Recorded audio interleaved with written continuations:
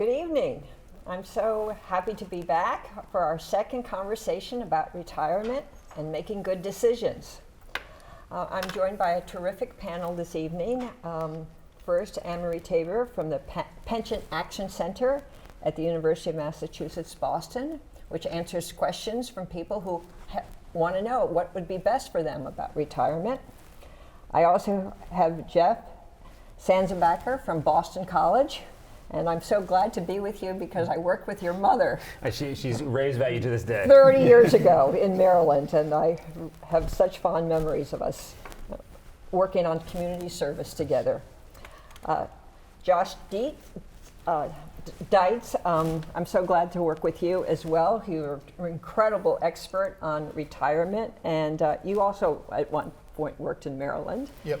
And then Tim Rouse, who runs SPARC, which is a retirement trade association. So you know the issues from many different policy parts because you work with a huge number of people. And I'm so glad you could make it down. Well, Thank you so much. We're going to talk about a number of issues this evening, ranging from Social Security to taxes in retirement, emergency savings, how to take your retirement from job to job, and then the challenge of scams in retirement. So let's get off to the first issue, which is, when should you start taking your Social Security? You must get that question a lot. So the answer is going to be different person to person. It depends on your specific circumstances. If your goal is to maximize your monthly payment from Social Security, then you're going to want to delay starting your payment as long as possible. Now, of course, that's not possible for everyone. Many people can't afford to wait. If someone can't continue working, perhaps because of health reasons, or maybe because they're a caregiver to a spouse or to another family member. But if you do have other assets, or if you can continue working, that will increase the amount of your monthly payment. In addition, if somebody is kind of on the fence and is trying to figure out when exactly they want to claim Social Security benefits, there are some really good tools on the internet. You can go on the Social Security website. The Consumer Financial Protection Bureau also has a calculator, and these tools can tell you what the effect will be of waiting a little bit longer. I think sometimes seeing those numbers and seeing the impact on how many dollars you're actually going to receive each month can really be very helpful in making a decision. Thank you. Do you have anything to say about waiting? Yeah, I mean, what Anna-Marie was saying is all true. I mean, there's some other ways to think about it as well. The effects of delaying are significant. For example, if you claim at 62, you may receive roughly $1,000 a month. But if you were to wait till age 70, that could be as $2,000, a little bit more than $2,000 a month. And if you sort of think about just the basic math behind that, that's 8% increase per year, and you'll never outlive that. It's the lowest cost annuity available, and when you think about claiming, you also have to think about things like your health, what you do, because you know how long your family tends to live. You know what your health conditions are. And so the way that Social Security works is intended so that it's fair to everyone that claims, no matter the age. But you can think about your own personal circumstances so that it's most fair to you. Thank you for pointing that out. I think a lot of people don't realize just how much you can make per year if you do wait, 8% per year. And the longer you wait, the more money you're going to make. And it's just terrific if you can do it. Now, not everybody can, not everybody should, but I think to the extent that you can wait, do wait. Try. Yeah, and the tools that Anna-Marie mentioned, like that can help you make the decision. Yeah. Thank you. So that's on Social Security. I think a second issue that we thought would be useful to talk about are taxes and retirement. Half of Americans, as we know, don't have anything saved for retirement, but half of all Americans do have something saved for retirement. And some people don't realize that there are rules around taxes and retirement. You've looked into that a lot. Do you want to tell us Sure, about what the sure. So- taxes are? Whenever you withdraw funds early from your 401k or other type of defined contribution plan, you're charged a 10% penalty, and you also need to pay the income tax for that year of the withdrawals, since they were all pre-tax dollars. So in short, if you withdraw money from your retirement plan, you're going to. And you say early. What does early mean? Any time before 59 and a half. Okay. Is considered early under the IRS code. Uh-huh. And then you're also required to take money out beginning at age 72. That's called a required minimum distribution. And if you don't take it out at that age, then you will also be charged a penalty of 50% on the amount that you didn't take out. So you got to be very careful when you're looking at taking your withdrawals. I'm just curious, how do most people learn about what is called the RMD? How do you find out about such things? Well, most of our members, and our member firms are all of the large financial services organizations that are managing these accounts today, they provide education to their participants. They will communicate to the participants if they're separated from service and they're approaching their required minimum distribution date, they will notify them. Thank you. I think one of my questions is one of the issues that we're going to get to later is that people don't know where their accounts are sometimes. So, Anne-Marie, you must come across that. What happens when you're not even sure how much you have in a retirement account? Right. So there are a lot of people who have sort of lost contact with their retirement account provider. Sometimes they're called missing participants.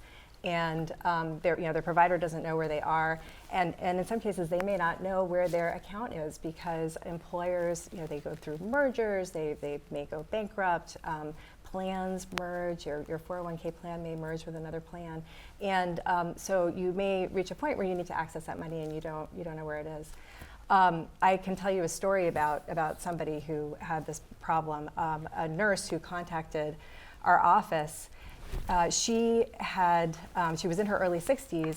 She'd been planning to continue working, and she had to stop working because she was diagnosed with cancer. She, at that point, sort of took stock of her finances, and she had 3 retirement accounts from jobs that she had worked at over her career. They were at different hospitals.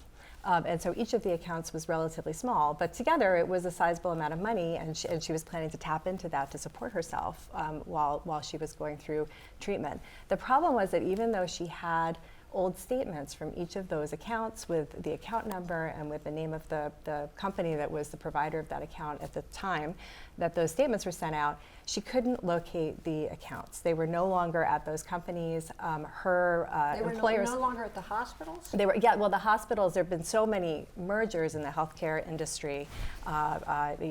This was someone in Massachusetts, but around the country, there have been so many mergers. It makes it very hard for people to track down their retirement accounts because it's not just a question of calling up your old employer and saying, hey, where is my retirement account? Because your old employer may not exist anymore. There also could have been a merger between financial institutions. And so now your money is held with somebody that you had no known relationship with. So we were talking about the taxes. What does the IRS say about that? Well, first of all, so there are a number of issues that I think you've raised. One, she doesn't have her retirement. And 2, the IRS doesn't have its taxes. Correct. And so, I mean, I shouldn't be laughing about this, but it's a big issue. It's a big issue for our members because our members, and Anne-Marie points out, missing participants is a big problem. We as our record keepers oftentimes will know that someone is going to be a missing participant years down the road because we start to do mailings out to them and we get the mailings returned. But there's no way for us to find out where they went. And oftentimes the employer, they've lost track of them or they've separated their relationship, so there's no help there. And we know that when we send out the notice for the required minimum distribution, it gets kicked out, and eventually we have to cut a check. The IRS makes us cut a check to send out, and then it comes back, and then it'll go into a holding because it'll get returned and won't get cashed. And that's when we put them on the missing participant list. Yeah, another thing that can make it very complicated for people is Where does the money go? The money just stays in their account. So the check goes uncashed, and after 90 days, the check's uncashed, and the record keeper, the record keeper is expected to try to find them, but it's very difficult to sometimes find these people who have account balances from 30 years ago. It could be the nurse. It could be the nurse. Right, Yeah. right. But she's moved, she's changed names, she's gone somewhere else. It's very difficult. Sometimes the money may end up in a lost property database. yeah, So, and it gets escheated to the state. Oftentimes it will get escheated to the state. Right, but it might be the different state than where she worked because Yep. it's been owned by a different hospital or a different financial company. Correct. Well, this is very confusing and difficult. Yeah, and it's also challenging for people because they may have multiple accounts. As we change jobs throughout our career, we often don't get around to moving that money to a new retirement plan or an IRA. We may just leave it where it was. And when you have to go to pay taxes on your retirement savings, the calculation is based on all of those accounts, not just the ones that you know about. And so you have to make a calculation that often is quite confusing. Well, that leads us to, I think, our third topic, which was we were going to actually talk about emergency savings, but I think we've really moved into the question of portability and taking your retirement from job to job. So I think why don't we talk about that next and then talk about emergency savings since we are into that discussion right now. Did you want to tell the other story you had about the problem of taking your retirement from job to job, and then we'll go back to some of the issues that are surrounded by that, which you've already gotten into, and then maybe some solutions that might be possible. Yeah, I mean, this affects so many people, and so this is just one more example of the many calls we get about this. So in this case, I got a call from a gentleman who was helping to take care of his aunt. And she had a stroke and was completely incapacitated, and he was handling her financial affairs. And because she was incapacitated, she couldn't talk with him about where she had worked and where she had retirement savings. He did have her paperwork, and he was able to go through that and find some documentation of a retirement account that she had from a long time ago. But the problem was, again, the company didn't exist anymore. And he found that it was simply for him impossible to track down this money, and so because of that, he didn't have access to it when she needed it to help pay for her care. Thank you for describing that.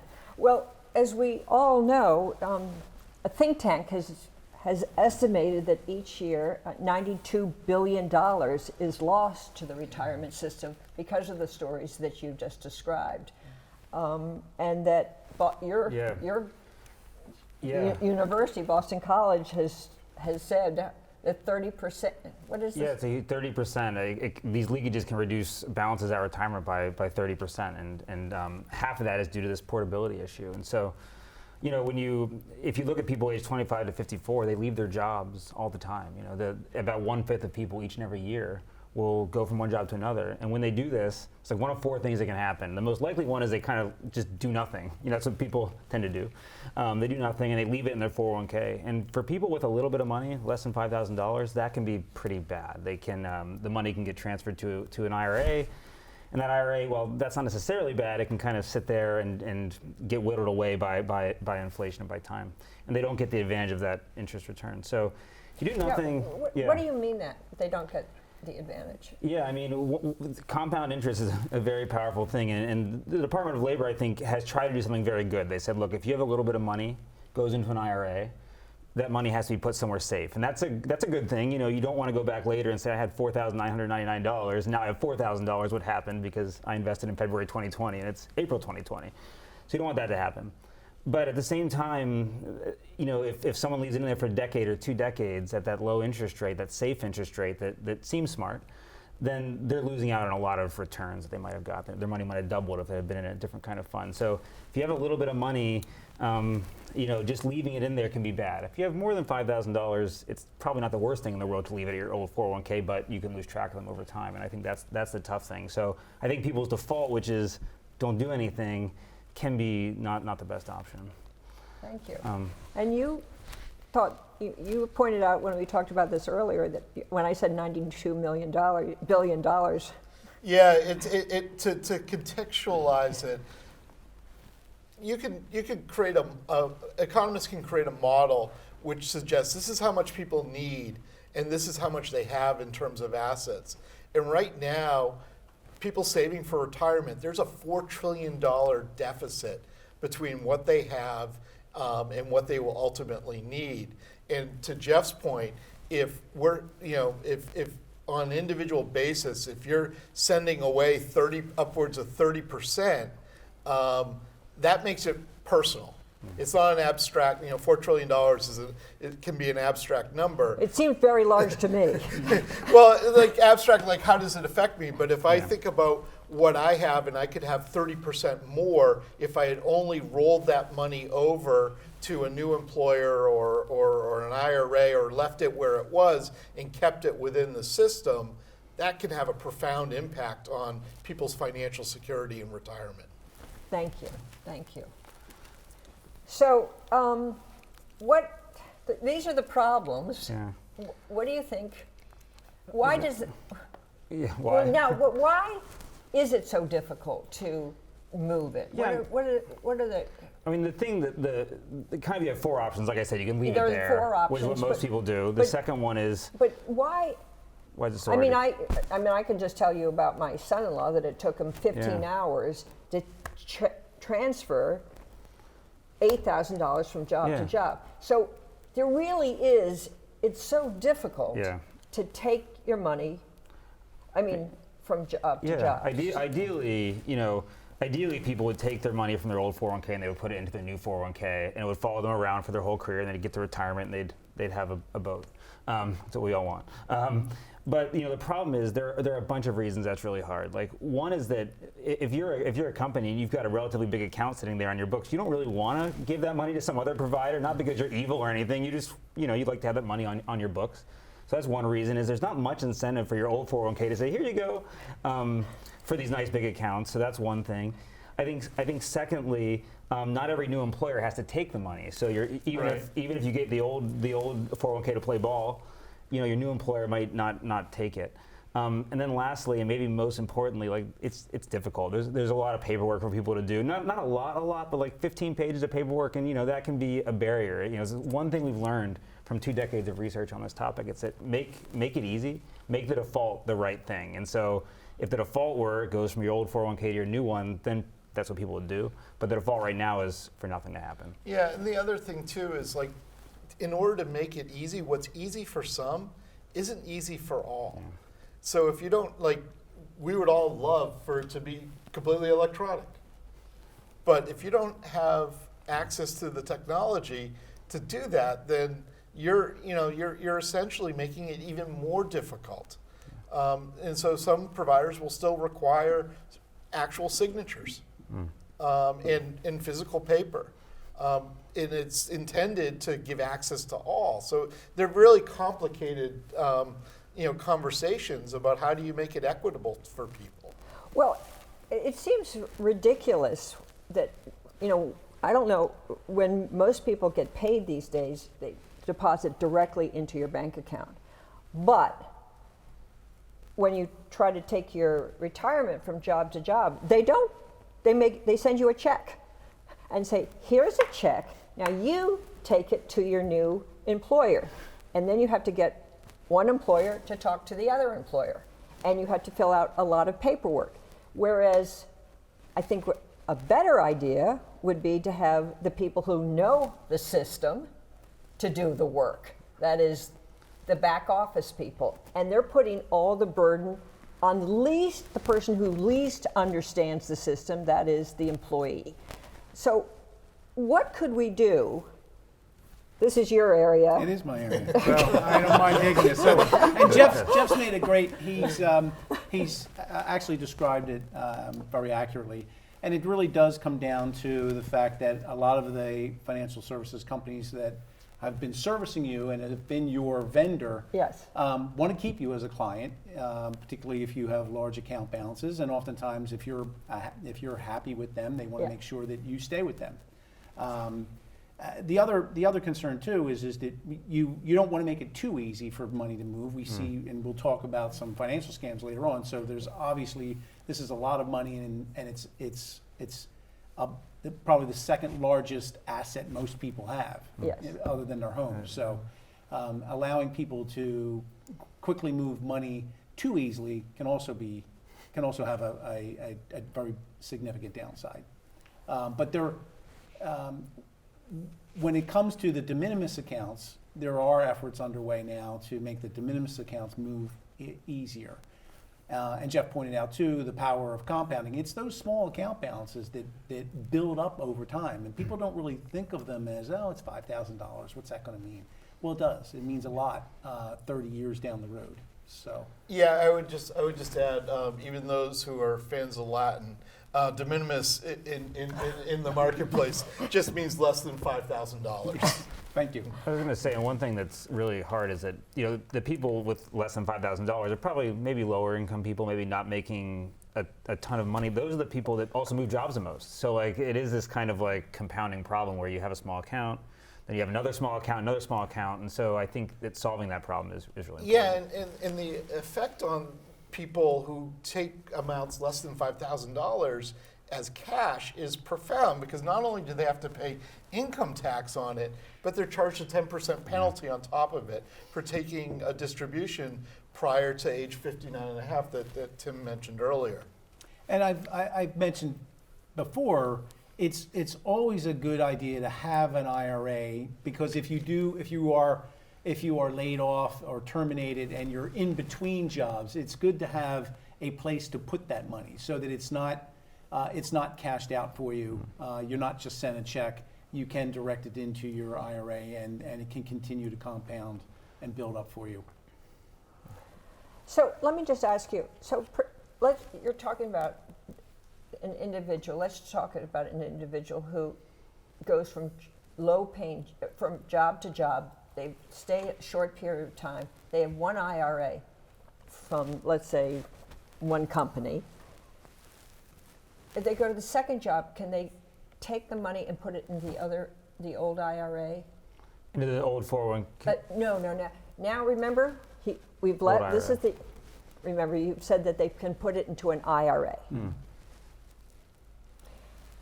So I worked at ABC Construction. I had less than $5,000. They put me in an IRA. I go to DEF Construction. Again, less than $5,000. They want to put me in an IRA. Can I put that in the same IRA? Yeah, I think you'd want to start your own. Yeah. Anyway, sorry. Yeah, well, so you can, if you have an IRA, yes, you can roll over the amounts into the same from your employer-sponsored retirement account into the same IRA. Does that second employer make it easy to do that? It is generally, it's easier to roll money into an IRA than it is to move the money into a 401k at your new employer. Right. I'm asking you this because we talked earlier about how sometimes the employers have a particular view about which IRA they'd like you to be in. Well, sometimes if you don't specify that you have an existing IRA account and you have nothing, then they will oftentimes work with and if it's below 5,000, they'll work with a vendor that they just set up for you and put it in. Because they know vendors. Well, they work with that vendor and they'll move it in. And there is a number of my members who have started to work with a group that allows them to put that in a holding account, this IRA holding account, and then if you find a job somewhere else and you happen to be in their network and they find you working somewhere else, they will transmit it to that new employer for you. So, great. I'm just trying to understand if somebody does put into an IRA, if it's easy to put all the new money, all the low income into money. This is because this is the group who's losing $92 billion. A lot of that lost money, I think, are under the $5,000 accounts. So I'm just trying to figure out what can be most helpful for them. A couple of things I would add is it's important for the consumer to really inform themselves about where they're moving the money, make sure that they understand what the fees are that they're going to be paying to move the money into this new account. Because if you pick an IRA with higher fees, that can really have an impact over the years on the amount that you're able to save. And then the other thing to mention too is that if you know that you're rolling over your small account into another retirement account, that's one thing. But some of these accounts get rolled over without people knowing that they're getting rolled over, Right. Because going back to this missing participant problem that we were talking about. And that's why it's so important for workers to really keep tabs on what's going on with their old retirement accounts. Make sure that if you move, that you share your new address with the company that has your retirement accounts. Nowadays, a lot of people are getting their notifications about their retirement accounts electronically, and so you have to worry about updating your email as well. And of course, if somebody's using, if the retirement company is using your work email and you leave your job, and you really have to be sure that you give them your new email address. Well, could you make that's a really interesting question, because you usually don't ever change your personal email. So maybe if you require everybody to use your personal email, then you wouldn't get lost as much. We would love to see that, because that is one of the key problems that we have. I just thought of that. Oh, that's a great idea. Thank you. Well, maybe you're welcome to share that with your members too. We would highly recommend that. Do you? And why wouldn't that. anybody do that? Because they don't get the person's personal email. Maybe. Well, it's hard to get participants motivated to do a lot of things. So there's a lot of folks that don't write down. Well, There could beneficiaries. be trust issues. Yes, that's true.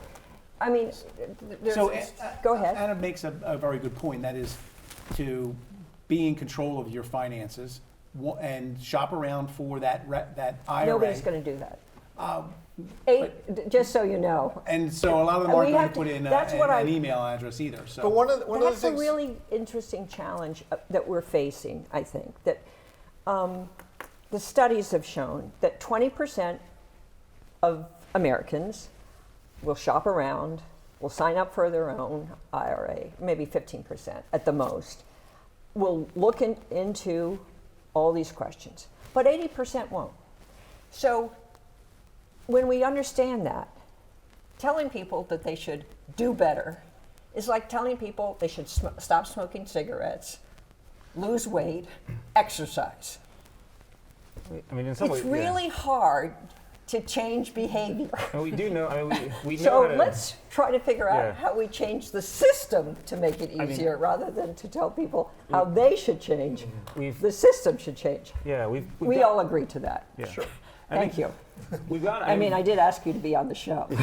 We've gotten a lot. I think we've gotten a lot better at the money inside, right? We've gotten automatic enrollment. We've gotten more default vehicles that are safe. We've kind of gotten really good at getting money into the system in a way that's good for people.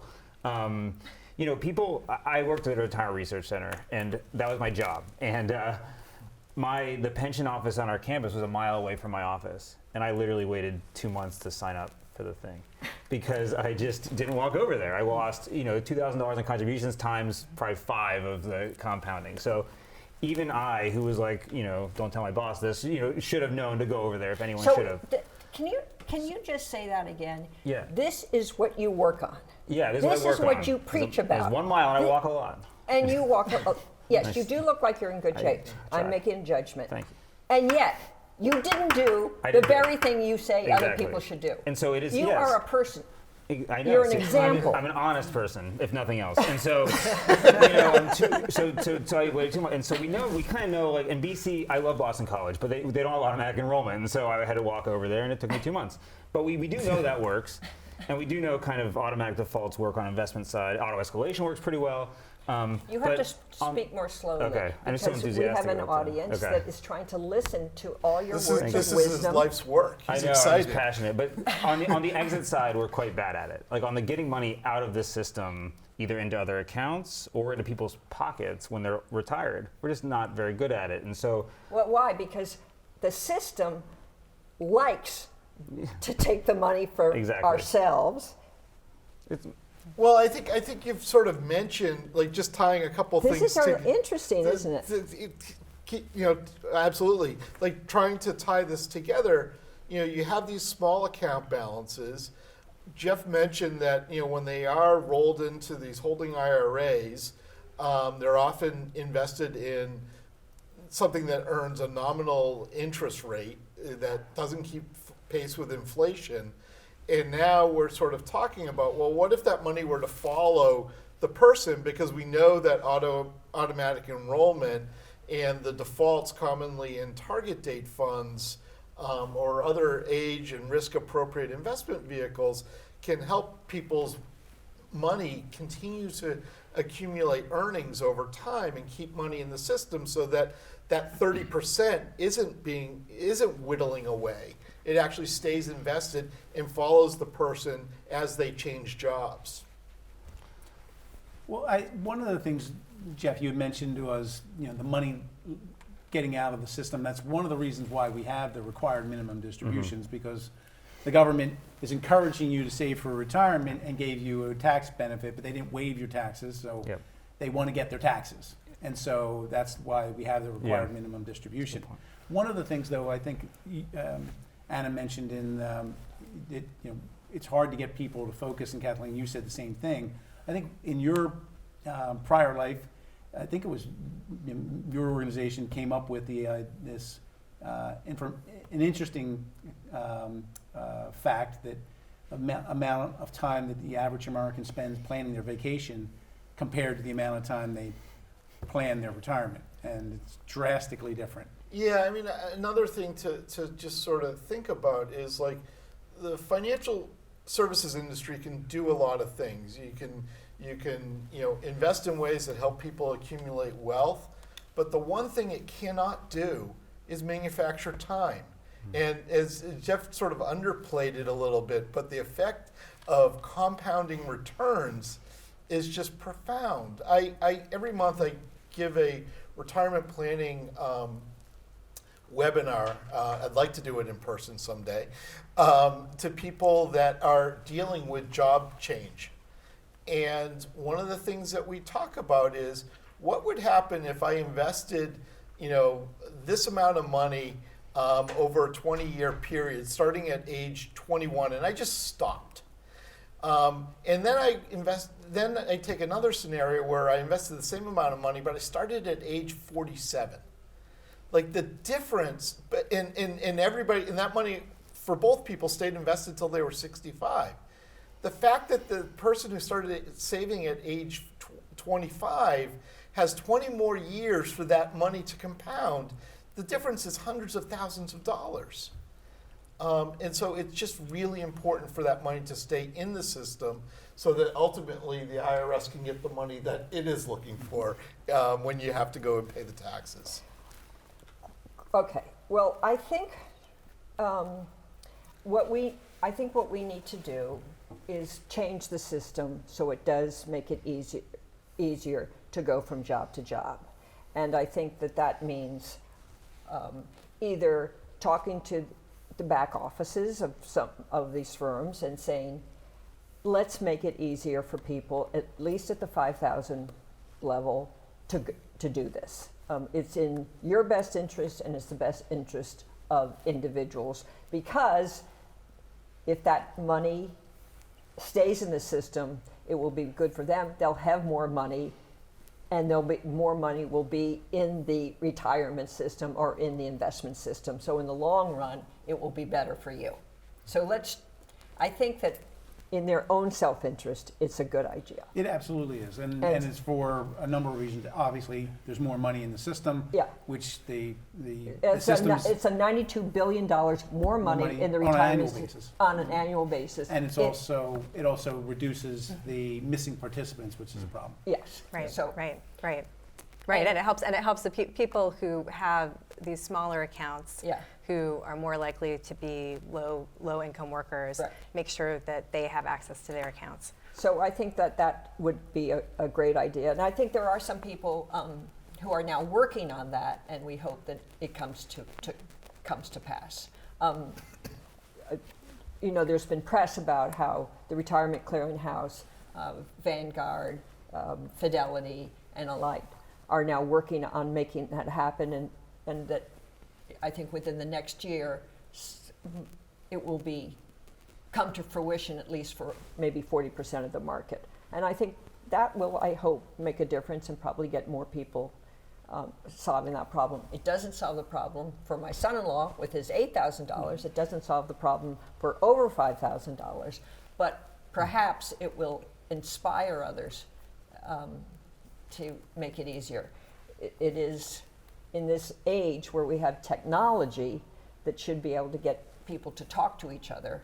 It would be great. I say this knowing that when I was lieutenant governor, I had a hell of a time. I don't even know if I should swear, but it was really irritating for me to get the Department of Education to talk to the Department of Health, to talk to the Department of Juvenile Justice. Even though they were working with the same young people, they didn't want to share their technology, which would have made it much easier. And I was the lieutenant governor, and they still didn't want to pay attention. So I know that this is difficult.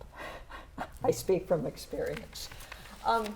You know what? I'd like to change the subject for a minute. I wish I could hear what people who are listening if they have any ideas about this. But I'd like to change the subject a little bit and talk about the value of emergency savings, because what we've seen, I believe, is that, and you raised it when you said people are using their retirement accounts for savings, and the penalties on it are extraordinary. The idea that you get in trouble, you say, "Where is my money?" and you go to your retirement account and you get taxed when you take the money out, and you get penalized. So is there another answer?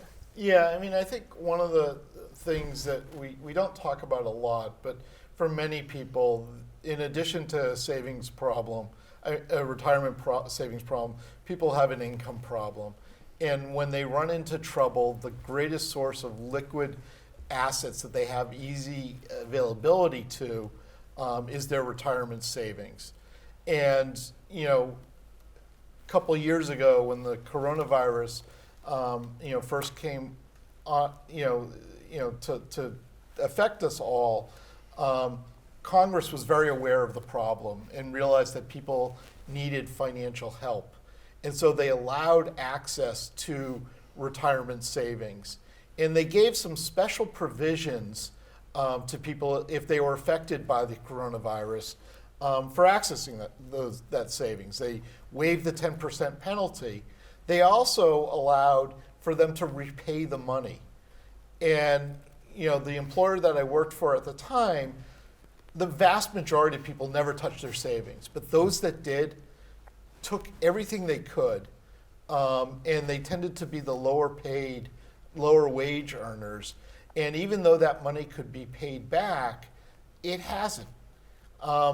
And this isn't isolated. Every time there's a great natural disaster, Congress will pass an act to allow people access to their retirement savings. And people do. And what it tells you is that there's a large part of the population that is just not financially resilient. And this has been around since defined contribution plans have been around. And when Congress created the 401k, they gave the option for for the ability for participants to take loans out of them, which the fear is that people won't invest in them if they feel like they can't get their money. And so it's always trying to balance that I'm out. so curious about that because, as you know, when we had defined benefit plans, you couldn't get your money out. I mean, you didn't borrow against your defined benefit plan. You didn't withdraw money in your defined benefit. But it wasn't your money until you. It was. Well, you can say it wasn't your money, but the truth is, you worked in the mine. You worked as a teacher. You worked as a police officer. No doubt. I mean, it was when somebody said, literally, somebody said to me the other day, "Well, Kathleen, that was just given to you." And I said, "No, that wasn't just given to you. You earned that. It was just given. It was part of your pay package. It was paid to you in a different form." Negotiated typically by unions. I mean, those are usually union plans, and they didn't cover the vast majority of Americans. They were typically only covered maybe 30% of the population. Right, but the point is, you weren't allowed to take money out, and you weren't allowed to borrow against it, and it meant, if you've ever talked to anybody now who had one of those, or a child of somebody, I'm so lucky my parents will be able to live as long, and we don't have to worry about them running out of money. I mean, I can't tell you how many people are, when they have a mother or father who has a pension, they're just so happy. And yet, somehow, we thought differently, or Congress thought differently when they developed defined contribution plans. And they could have thought, well, with pensions, people weren't allowed to take it out. So I don't know why. Again, I think it really is that they were fearful that people would say, well, then I'm not going to put money in. And so they built that mechanism in there. Yeah. And I think that you think that's right because it's a cultural question. I think the emergency savings need, whether it's through a loan or whether it's just you're able to take it out through the emergency savings process, that will hopefully be passed with Secure Point 2.0. You mean are you referring to a bill that's in Congress right now? It is. And we learned just last night that got attached to the omnibus spending bill, which is a good sign that it might pass. That does have a lot of provisions in it around emergency savings, which we're hopeful will pass. Yeah. I was also going to say, I think loans are not the big way people lose money out of the 401k system. I think people oftentimes typically pay them back. I think the bigger issue is when you change jobs and you take that money. And that's, I think. Well, oftentimes too, what happens with loans is if you separate from service and you have an outstanding loan, it becomes taxable income. Yeah, and people don't realize that necessarily when they take out the loan from their 401k account, that they're going to have to pay it back before they leave their job. Well, in Maryland, as you know, 14 states passed auto enrollment, auto IRAs. I mean, Maryland. I was chair of the task force that did it in Maryland, and the first $1,000 of savings does go into an emergency account because we wanted to very carefully make sure that people did have an emergency savings. That's the first amount of money they have, and then the rest of the retirement. And I thought this was very important to do because I had gone to a lecture that described that if people think of their retirement account as separate from their emergency savings account, they won't go into their retirement account when they have a problem. Because psychologically, they now understand there's a difference between emergency savings and retirement. But if you don't have an emergency savings account, you don't have that view. So it's really important to have an emergency savings account. So some of the, and we put it into an account with Lincoln Financial, and it's actually an insurance account. So it actually earns Interest. Interest. The other things those state Thank plans you. did was, Which I thought you'd like. yeah, they were all designed as Roth IRAs, all those state plans, with Yeah. the idea that at least if people Yes. need to take it out, they're not They- penalized. right. They don't have to pay tax at that point. Yeah. And so I think, that design, I think, is very smart. And people choosing between a traditional or Roth 401k, if they have the choice, if they're lower income or more mobile, the Roth might be not a horrible I option think for that's them. another smart idea. And But- what I think is, so anyway, I think that's important Yeah, to do. and also just touching on something Tim mentioned a moment ago with the pending legislation, there's a provision that would give employers choices as to how they might help their employees develop an emergency savings fund, whether in plan or out of plan. But to touch on something Jeff mentioned, like there are things that we know work, and one of the things that we know work is payroll deduction. And so this legislation, if passed, would allow employers to actively play a role in their employees that need the help, getting the help that they need. I think the reason most people's liquid savings is their retirement account is probably mostly because that's easy. It's there and it's pretty much automatic, and so that's the one thing they have. So I think also even apart from this legislation, more and more employers are helping their employees set up retirement. I think you told me that. Yeah, absolutely. Because more and more the decision on saving for retirement is integrated with other financial decisions you have. So it has to be integrated with emergency savings, student loan repayments, healthcare. Yeah. Should I save? Should I put that next dollar into my HSA, Yeah. or should I put that next dollar into my 401k? Yeah. These are the decisions that American workers need to deal with. Thank you. And I think we can end our last discussion. I thought would be important to talk about scams because I've read this incredible statistic that the United States has 5 times as more senior scams as does Europe.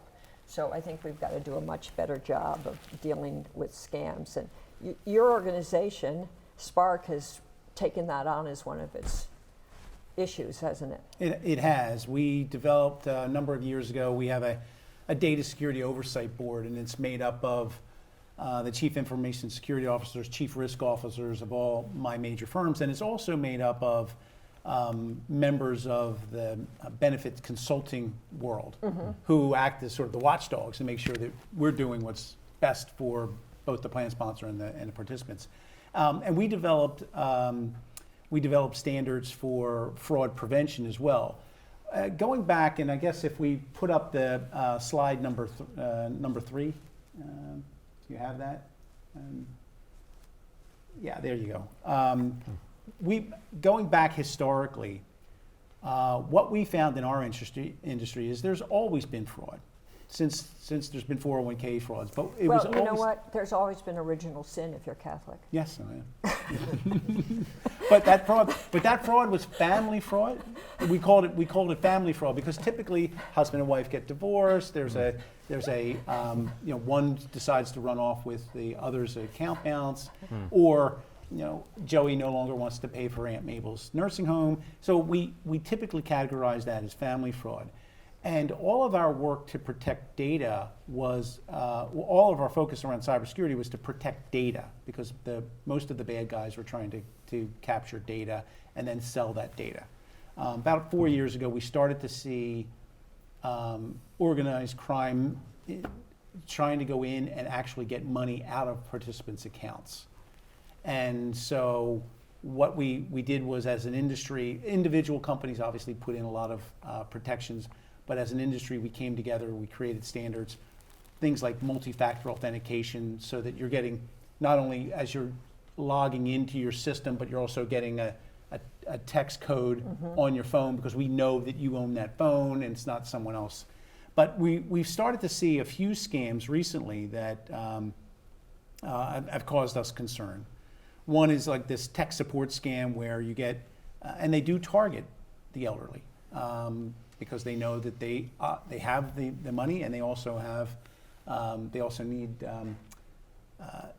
they may not be as technically savvy as younger generations. So they'll get a text email that tells them to click here and put in passwords, and they'll help them fix whatever supposed tech support scam that they have.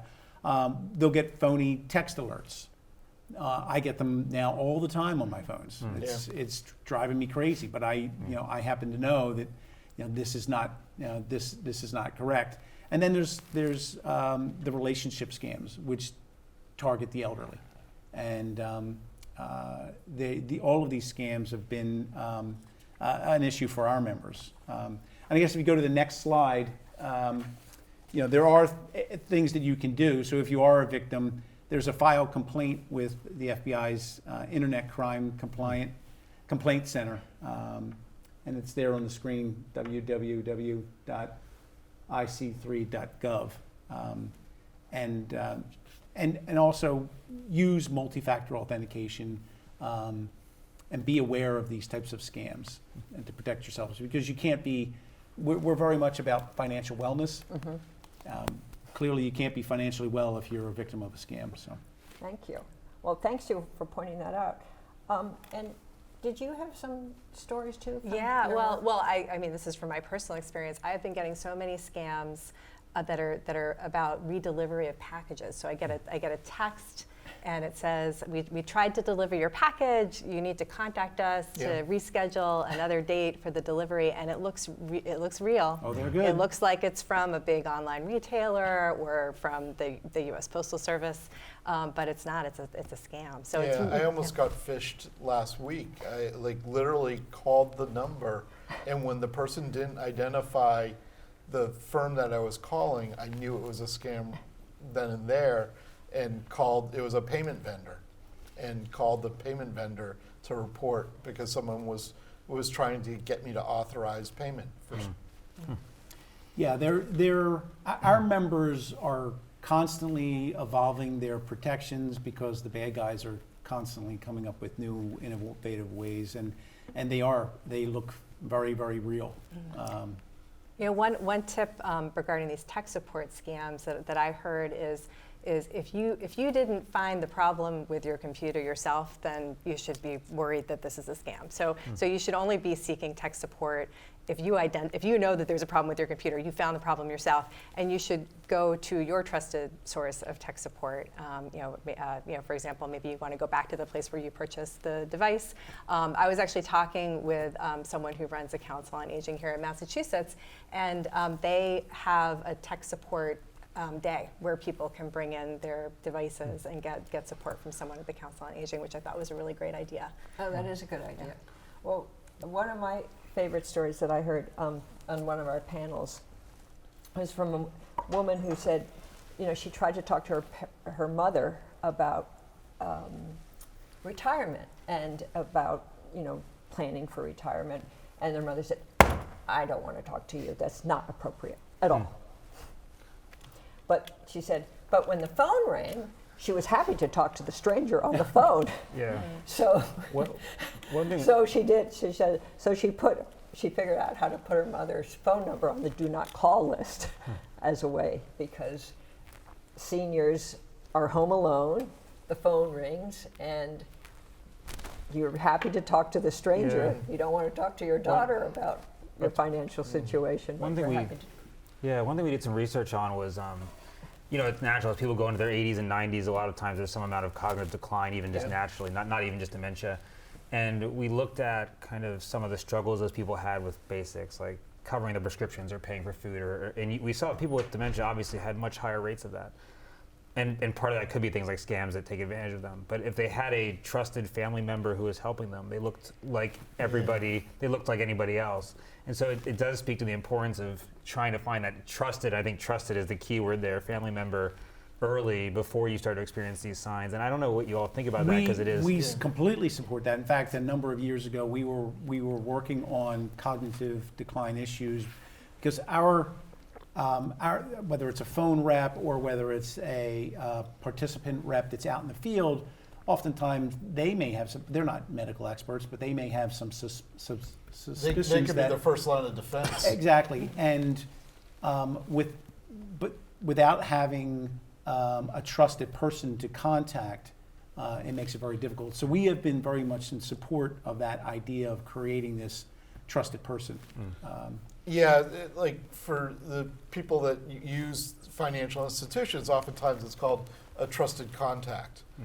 I had that very conversation with my parents, and it took, a couple of years of having conversations so that, I don't care who it is, pick one of them, could be me, could be my brothers, I don't care. I just want somebody who's looking out for your best interests, so that in the event that someone's trying to take advantage of you, there's someone who's always looking out for you. And I know the financial institutions that I work with, that's one of the things they always ask for. Hopefully I'm not at risk of cognitive decline at my age, but but it happens. You never know. But then you're the trusted contact, but as you said, the family member could be ripping you off too. True, and that's Not that you're doing that's that. why But that's why we're hoping the trusted. That's why I let my brother do it. No, I think it's a challenge. It is a big challenge. It's a challenge. I mean, I- because family members get angry with. It's an emotional conversation. It is emotional, and and I can tell you Yeah. that my father, he's 91 now, but a year or two ago he had a situation where someone called, hi granddad, it's your granddaughter. Oh, They don't call him granddad, so he knew right away. He was that's so savvy enough. interesting. He was savvy enough That to is know very interesting. that it was a scam. But they're very sneaky the way they do things. I was gonna say it's more important than ever, because if you had a pension, it's not the end of the world if you lose one check. But if you have a 401k, it's a lot more money at stake. So it's just all the more important today, I think.